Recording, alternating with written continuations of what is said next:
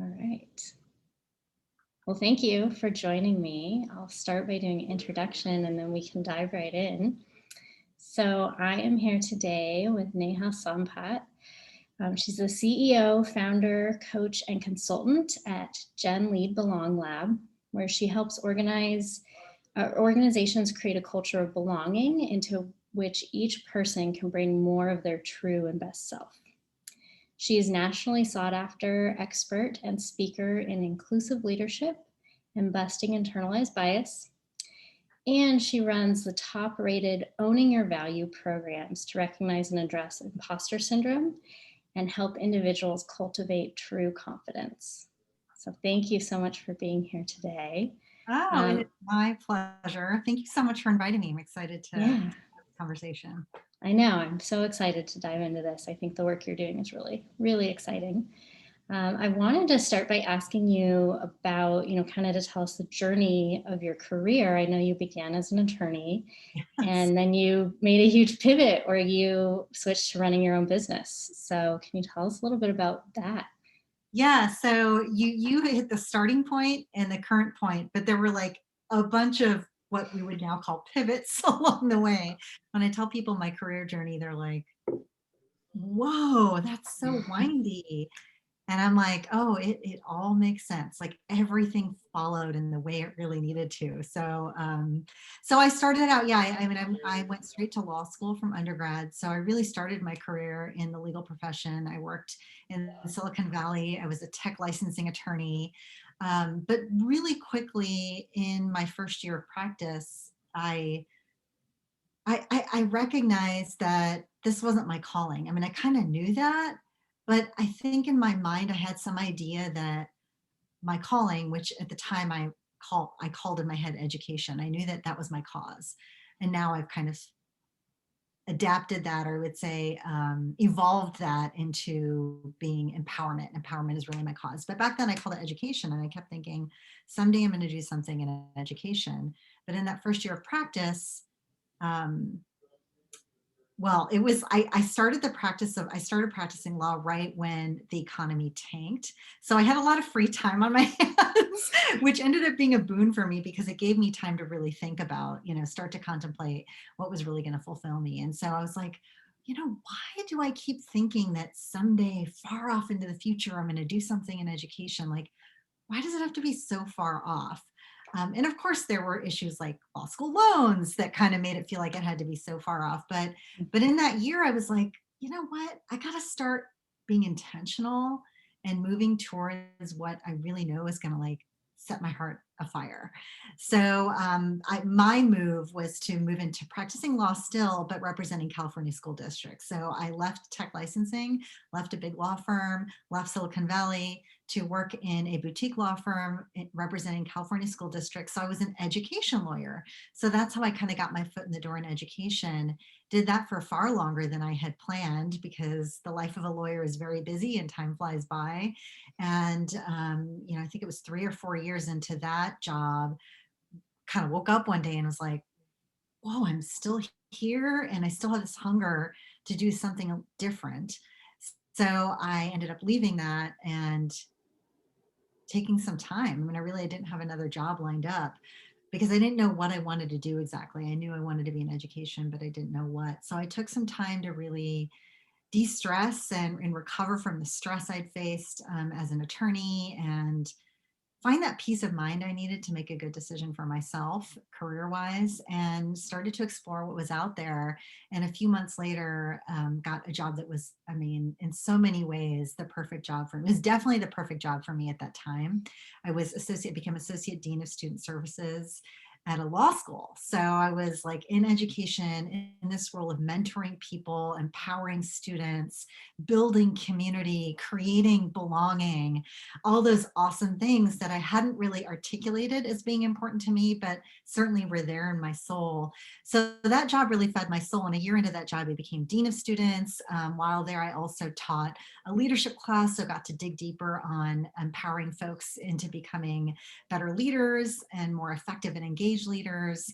And I was there for 10 years. So that was a chunk of my career. And for many people would have been like the end all. I mean, we used to joke that to get a job as a dean of students in a law school, you pretty much have to wait till someone retires or like take a hit out on someone because people don't leave that job. It's such an Yeah. awesome, awesome job.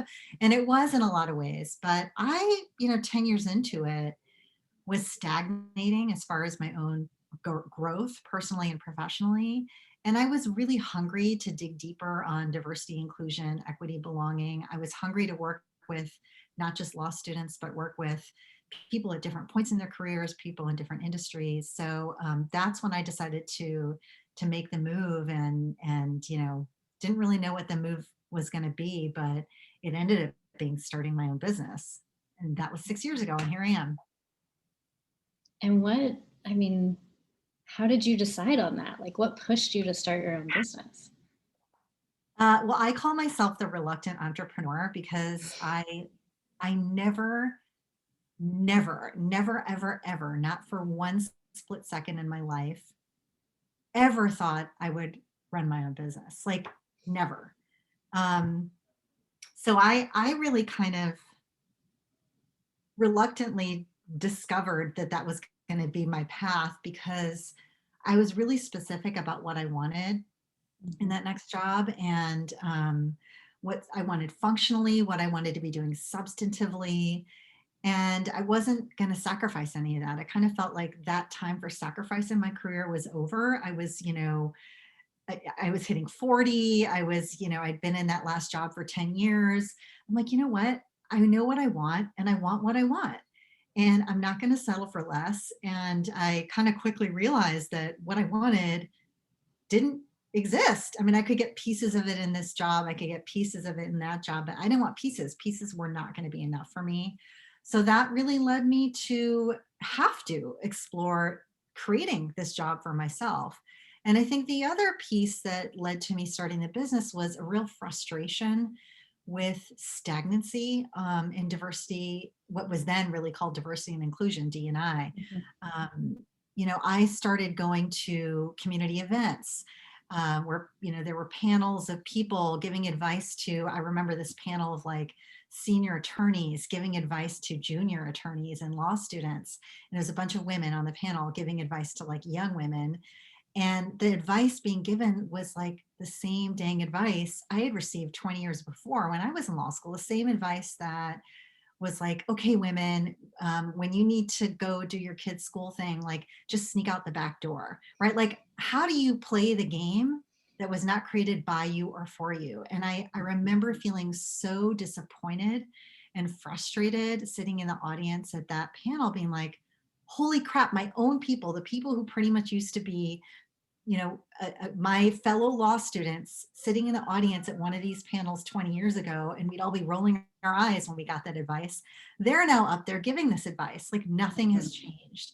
And that was really one of the kind of fires under my rear to be like, I got to do something. I mean, this is ridiculous. Like we have not moved the needle when it comes to D&I, and it's time to get creative. And guess what? I have some ideas that are a little off the beaten path, and no one's going to bring me on to do those ideas because that's the problem. Industry is very risk averse in a lot of ways, and so I'm like, I'm going to have to like do this on my own. So I think both of those things, kind of that need being a real stickler about what I wanted to do, and then also this like creative juices flowing inside of me thinking about what we could do differently to finally make a change in an area that had seen very little change over decades.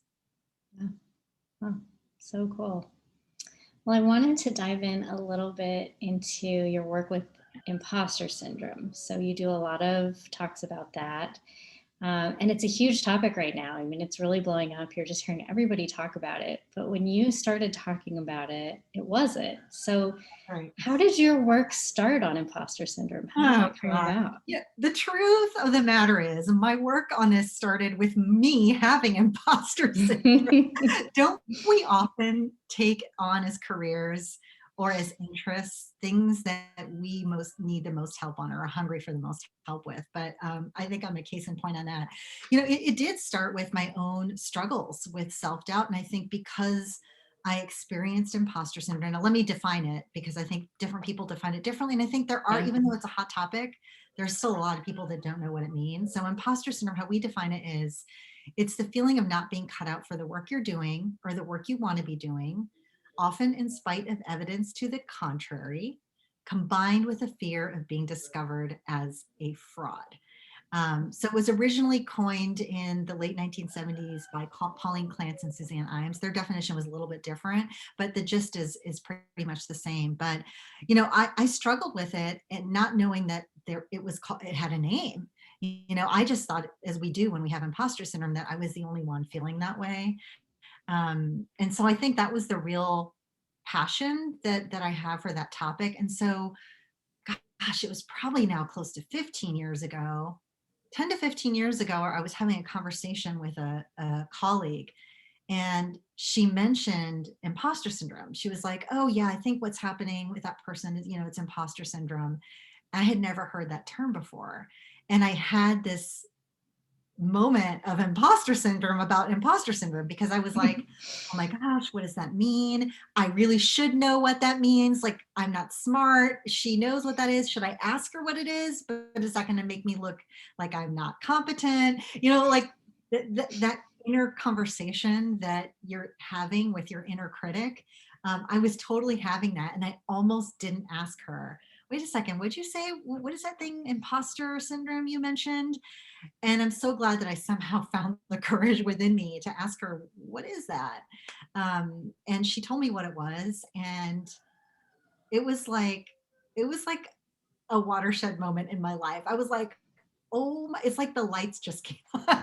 I'm like, this thing is so widely experienced that it actually is called a syndrome. I'm far from the only one. I'm not the only one, and I'm far from the only one. So I was like, experiencing a massive sense of relief. I was experiencing a massive sense of frustration that I had gone so far in my career and my life without knowing I wasn't alone, without realizing that there was a name for this and there were ways to actually disrupt it. And so I was like, oh my, I fell in love. It was like love at first sight. I'm like, okay, now I know what this is. Let's take it on. And so I started kind of digging into it.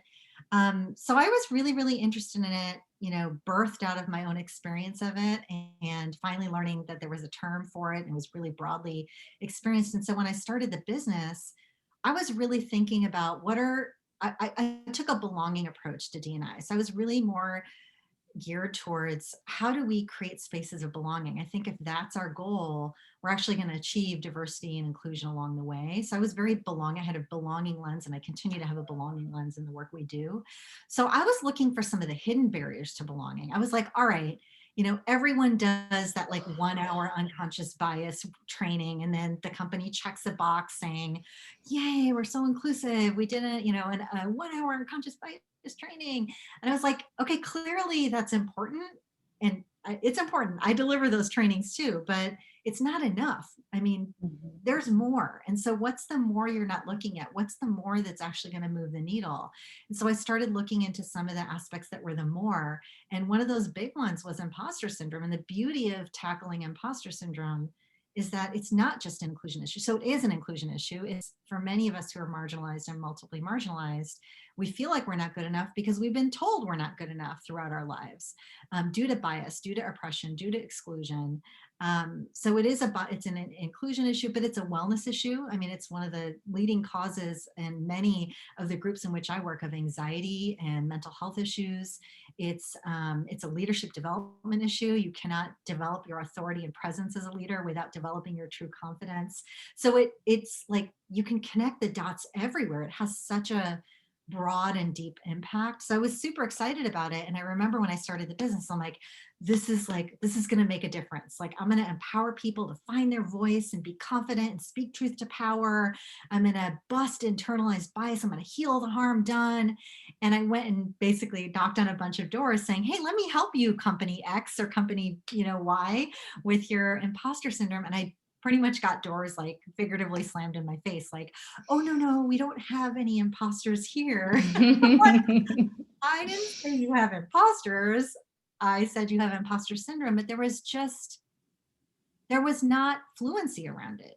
There was, I don't really, it was frustrating for me, but I don't actually blame the companies because they weren't hearing about it. Because when you're experiencing imposter syndrome, you're like the least likely person to raise your hand and say, hey, supervisor, I'm struggling with my confidence. Like, you're going to do what I did back in law school when I first had the worst bout of imposter syndrome, which was hide the heck out and hope no one discovers that I'm feeling this way. So I think there was this disconnect between the people in the organization and the leadership in the organization. So the leadership wasn't hearing that this was an issue. So I really decided, well, it was strange because every conversation I was having on a one-on-one basis with clients and prospective clients and my community and people everywhere, imposter syndrome was coming up. And it was to the extent that the companies that were saying, no, we don't have this problem, I would know for a fact they had that problem because I happened to be coaching some of the individuals in that organization on, to help them bust their imposter syndrome. But I couldn't, I had to keep confidence. So I couldn't tell the company, hey, I'm working with your, so it was really interesting. So I was like, okay, there's definitely a problem here. Almost everyone I interact with owns up to, in some way, having this problem, at least one-on-one with me. Maybe they don't open up more publicly about it. And I have found ways to bust it, like problem solutions. And so I felt very committed that I'm not going to abandon this just because there's not enough fluency around this topic.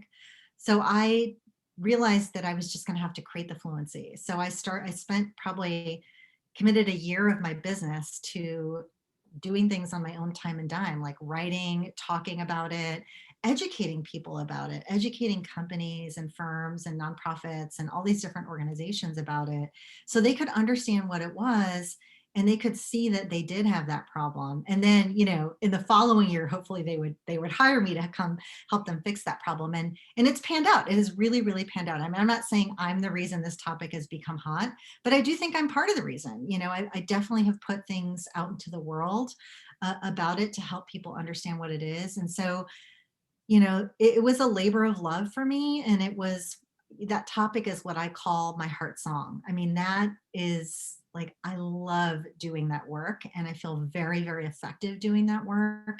And I get a lot of great feedback doing that work. And it's powerful because think about it, just helping one person build their evidence-based confidence. That's like evidence-based confidence is unshakable confidence. What are they going to do with their lives? What are they going to do? I mean, I look at myself and I'm like, I would have never been the public speaker I am today, or the writer I am, or the mother I am, had I not busted my imposter syndrome. What are the ripple effects of that? And so when I think about the impact you can have on the world through that topic, it's overwhelming. And I feel a deep sense of an emotional sense of gratitude about it. But I do think part of it is, that it wasn't an easy win, right? It wasn't something I'm like, I'm building a business to bust imposter syndrome and it just happened. A lot of investment went into it, but yeah, you're right. It's a hot topic now. So that's super exciting. That's super exciting. That's great. Awesome. Well, I mean, the other hot topic right now, of course, is diversity, equity, and inclusion. And you talked a little bit about how that was part of the reason you got into this work and started your own business. So because your work is so tied with DE&I, how do you explain to us how companies could use your services to support their DE&I programming? Oh yeah, for sure. So it absolutely is. It is a component of DEIB. So interesting. Like we tend to silo DEIB. So I add the B for belonging because that's the lens I take to this work. So I'm talking about diversity, equity, inclusion, belonging. A lot of people add justice. I think that's a great addition as well. But I think that we silo it because we're not evolved enough societally to de-silo it and really have it be everybody's job. But DEIB done right is DEIB that is done by every single person everywhere. That, every single job is done in an inclusive and equitable and just way. So I kind of think that when you're talking about DEIB technically covers everything. But, to connect the dots a little more explicitly between the work I do and DEIB. So I take that belonging approach. So, and I know that you and I have had a number of conversations about that approach, and it's something that we're both interested in. And so, what I'm looking for is not going about things in a top-down assumption-based way, which is, I think, how D&I has been traditionally practiced. D, the diversity, was more about getting different people with underrepresented or historically oppressed and excluded identities in the door, but it didn't care about what happened to them once they were in the door. So it was very much about numbers and demographics and optics, but it didn't invest in what happened to them once they were in the door. So D was never going to be enough for me, right? And so the diversity part of it is lacking. And so then we saw an evolution from diversity to inclusion. And that probably happened like right around the time I started my business 5 or 6 years ago. We started to see this shift. And that was a really welcome shift because inclusion was more focused on, what do you do to help that person really be included when they're in the org? And I think that is right on. The problem is the way that it was practiced again was very top down. It was very much like company being like, well, we do X, we do A, B, and C to be inclusive. These are our programs. And meanwhile, the people in the organization are like, that's great, but my problems are not A, B, and C. You never bothered to ask me what my problems are. So massive disconnect. So what we're doing is with the B, the belonging, is we're actually helping our clients ask everyone in the organization, what does it take for you to feel like you belong? When do you not feel like you belong? What are the strengths of your organization? What are the challenges? Like, that's what we want to hear from everyone in the org. And that's what then helps identify what the true pain points of the organization are. And that way the organization is solving the right problems. And it's also being inclusive right at the gate. It's saying, I value you, each person in the org. I'm listening to you and I'm going to act based on what I hear from you. So it's a lot more successful in actually achieving true inclusion. So that's what we really focused on. So, when orgs hire us, we're doing, DEIB work. We're just taking a bottom up belonging approach to it.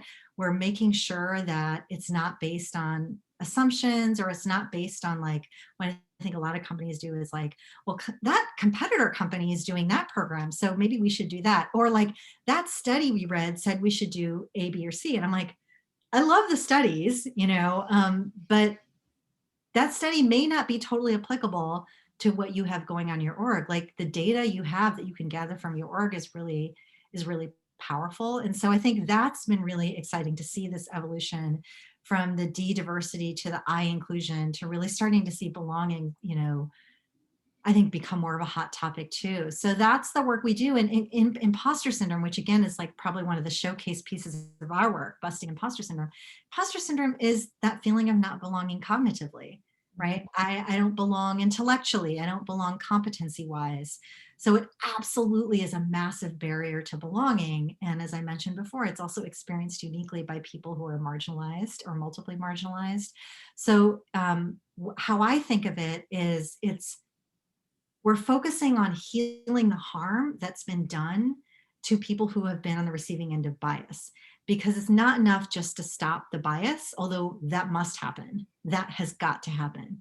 Orgs have to focus on stopping with the bias, but they also have a responsibility to help heal the harm that has already been caused by the bias. So that's how it starts to fit in when we start to expand our view of what it means to do DEIB work effectively, from the box checking unconscious bias to be like, whoa, it's not just externalized bias. There's also internalized bias that we need to focus on. We need to actually take a more aggregate, holistic approach to really creating an inclusive culture. So that's where I've been. I've been in that quiet, kind of quieter part of it, but giving it more audibility. And yeah, it's really great. I mean, it's been a rough year in so many ways, and rougher for many of our colleagues than perhaps me or you.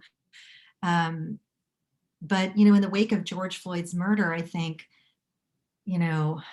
thankfully there has been an interest in on the part of a lot of orgs, and not just doing box checking, but more about like, how do we actually be transformative and not just performative. And that has kind of freed us up to get creative. So I'm hoping that the shakeup, I should say more than hoping, I'm confident that there is a shakeup happening, and it's going to take time, but we have to just keep at it and keep kind of being more creative, experimenting in DEIB, trying new things, not just, whatever so-and-so is doing, let me replicate that, but like using our own brains and our own voices and our own authentic perspectives to bring something new to the table and try it. And that's the only way we're going to get unstuck on this. Sure.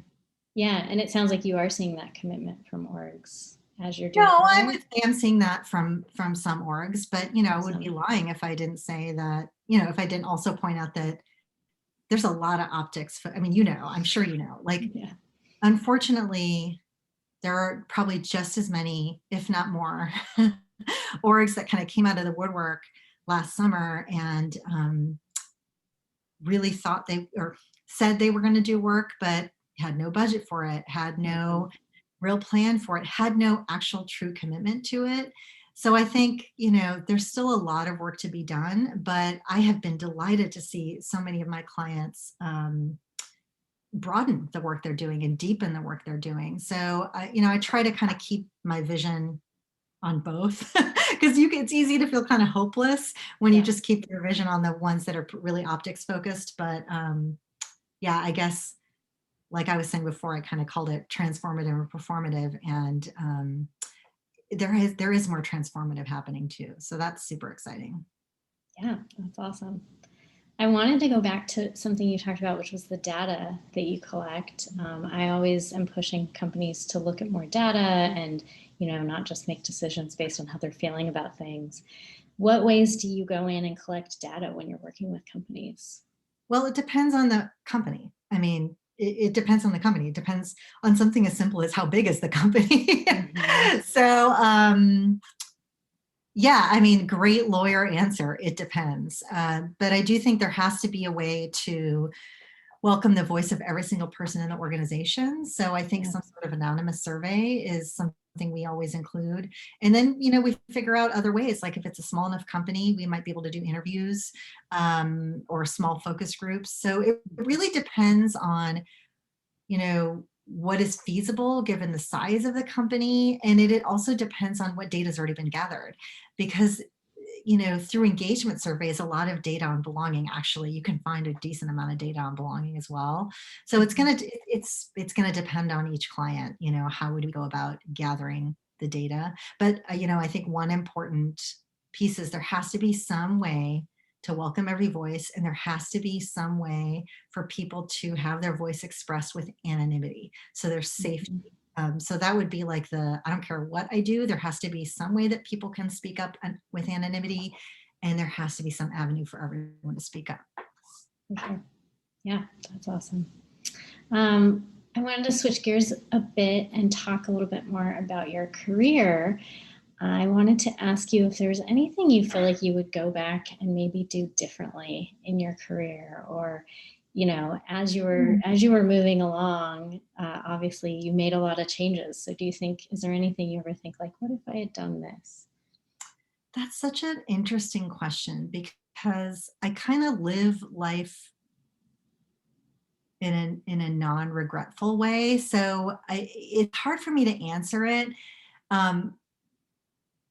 My own transformation came when my transformation came, right? Like, and there's still things I'm working on that I'm gonna, maybe achieve when I'm 80. And I could look back and be like, I wish I'd achieved that when I was 40, but it's not my time. So it's a tough one. I mean, I think that I can answer it this way.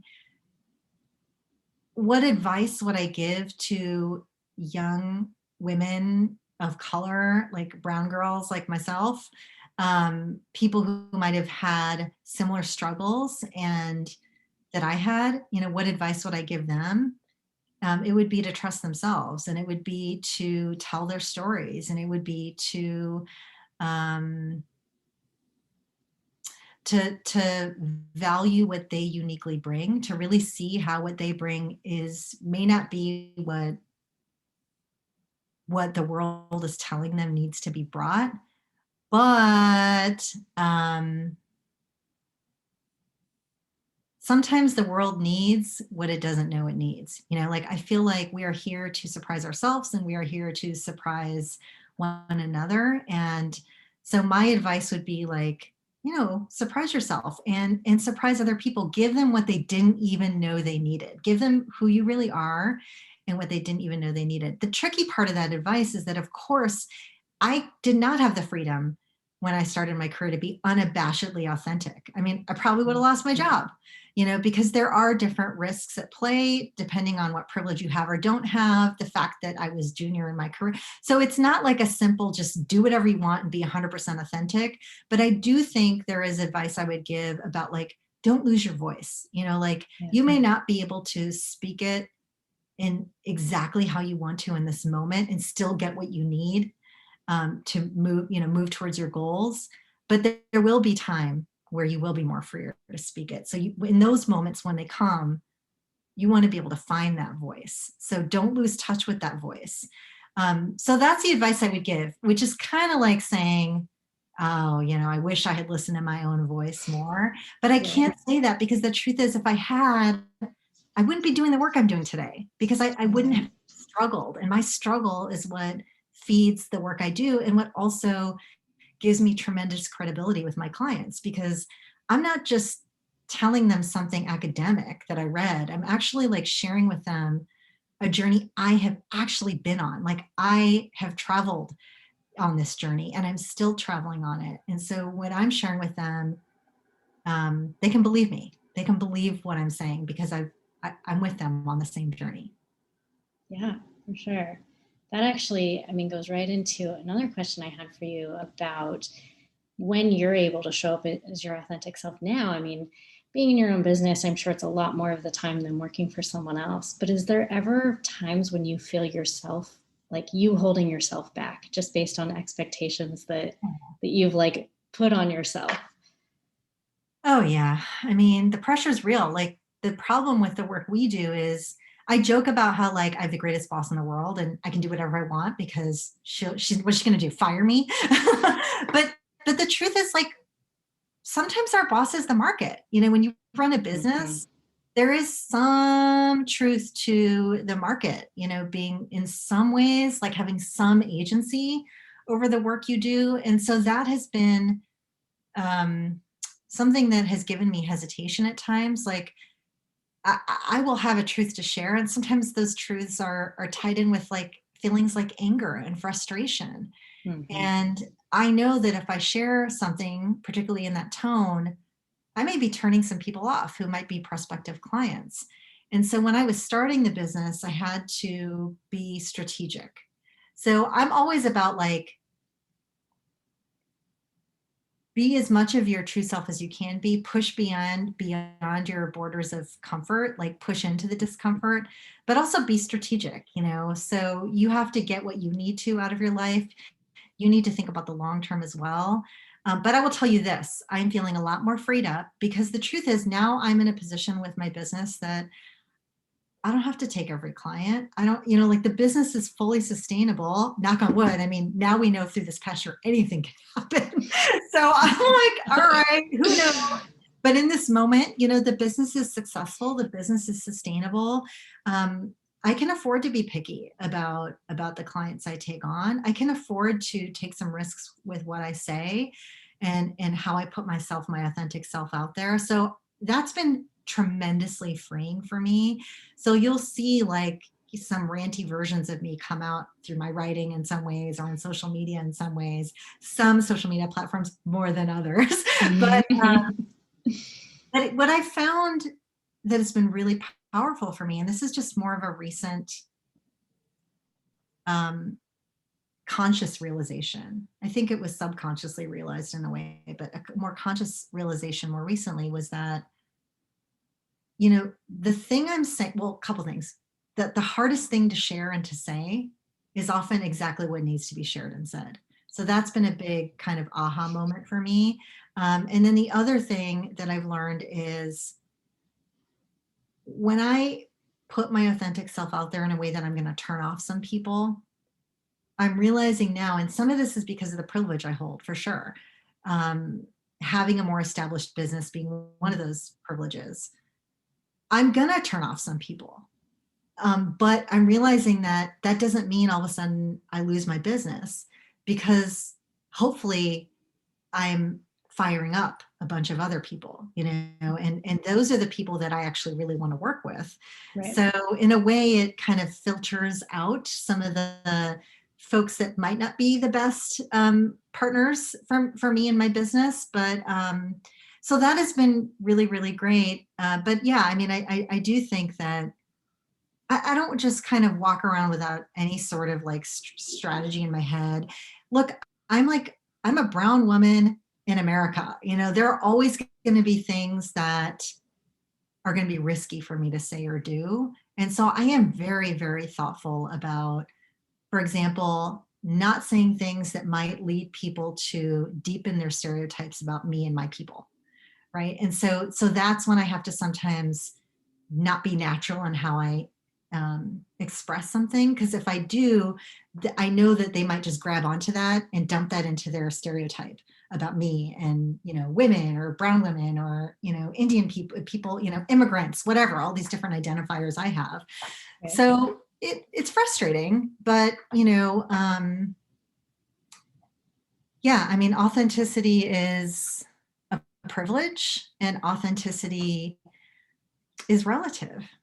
And I'm deeply grateful for the privilege I have to be able to be relatively more authentic than I was even able to be 3 years ago. Right. And certainly than I was able to be like 20 years ago. Mhm. Yeah, that totally makes sense. My next question was about the work that you do, and if you have like a favorite project that you either are working on right now or have done in the past with a client. You're asking me to pick a favorite child. um, I love the breadth of the work I've done. I mean, even the projects that have been hard, I've learned some deeply valuable things from them. So I love them. I will say that the ones that give me a high, so to speak, like I feel like, oh my gosh, like I am feeling joy about this project, are the ones where I can be more of my authentic self with the client. They're just more, I'm really informal. I'm really chill. I'm really like, I'll say whatever for the most part. And when I'm working with people on the client end that are not uptight, like are chill and fun and authentic and can call up BS, that is so much fun. I love partnering with them. So it's just an enjoyable working relationship for me. And then I love working with clients that are not interested in the one and done approach to any of this work, that are more like, all right, let's talk about the larger program. Like, Yeah. I want to know their vision. I want to know what their larger program is. I want to know what other trainings they've been doing. I want to think about how do I integrate what I'm bringing to them into their larger work. So everything is connected, so we can build on what their people have learned in the past. And then whatever I empower folks with, they can build on from that. Like, everything needs to be some sort of cohesive journey that people in an org are on. So the orgs that get that and are like doing all these different things, but interested in tying them together, are open with me about sharing so I can tailor the work I do, and bring them kind of the most bang for their buck, like really tailored work. That's super, super exciting for me. Delivery wise, what's been the most fun for me recently, and this is going to change because I'm constantly growing and changing, but I've been loving the keynote plus fireside chat. And I've been doing a lot of those recently. And I've just been like, I feel so fulfilled when I'm doing them because I love delivering keynotes. I think I'm good at it. It comes naturally because I'm talking about something I'm so passionate about, and people feed off my passion. So there's this like mutuality to it. It's moving. At the end, I can see that people are actually shifted in their lives because of it. So that's deeply fulfilling. And then the Q&A, like the fireside chat part, is like our conversation here, right? Like, who knows where it's going to go? And there's some delight in that. And I love kind of fielding questions that organizations bring, because then again, I get to tailor my expertise to really help them address what their actual pain points are. So that's been, recently probably, where I've been having the most fun. But, I'm very intentional about the work I do. Like, you know, I'm careful now to be, like taking on only what I really, really enjoy. So, and again, that's a privilege to be able to do that. But it means that, to answer your question, most of my work is truly deeply enjoyable. I can't really pick one project. Awesome. And then if people are wanting to find you online, you and your company work with you, where can they do that? Oh gosh, yeah, thank you. I would deeply enjoy connecting with people in your network, people engaging with your work. So I'm on social. I'm on LinkedIn the most. I tend to post the most on LinkedIn, so they can look me up on LinkedIn.